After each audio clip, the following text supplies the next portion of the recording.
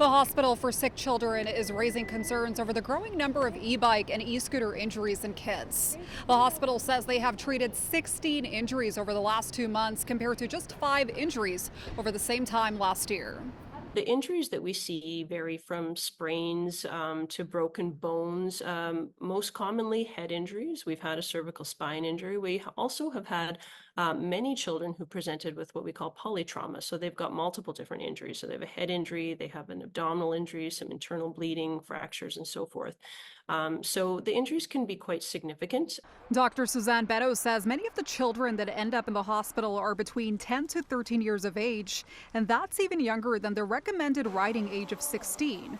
Officials, along with the hospital, are urging parents to not allow teens under the age limit to operate the vehicles, as they may not have the knowledge, strength, or ability to manage these devices safely, putting them at a greater risk of injury.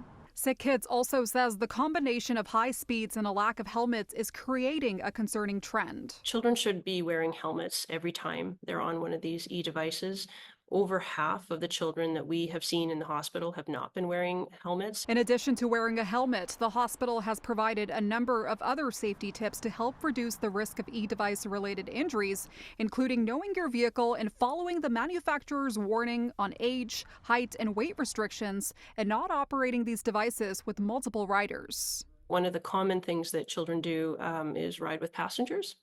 And passengers are a risk factor as well for losing your balance, weight differentials, and falling off the e-device. Parents are also encouraged to provide proper supervision for children and to remind them to respect the rules of the road by obeying traffic signals, speed limits, and respecting other road users. Dr. Suzanne Beto says they're not just seeing a rise in e-bike and e-scooter injuries at their hospital, but other pediatric trauma centers across the country are reporting a similar trend. They're just hoping to boost awareness about the issue to children and parents to hopefully prevent further injuries.